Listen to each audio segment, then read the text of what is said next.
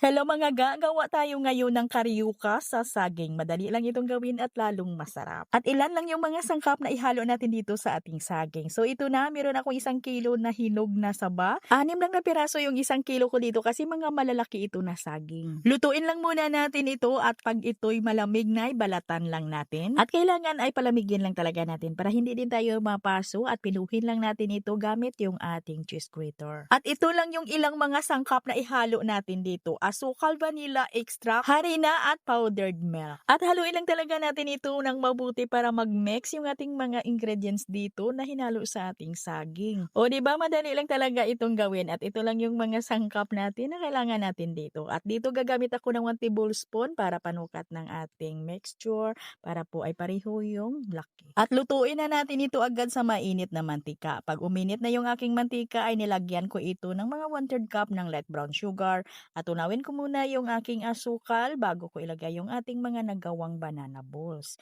At halo-haluin lang natin ito hanggang sa mag-coat na yung mga asukal dito sa ating mga balls at naglagay lang ako dito ng sesame seeds. At madali lang naman itong lutuin kasi luto naman yung ating saging at ito'y mga maliliit lang naman.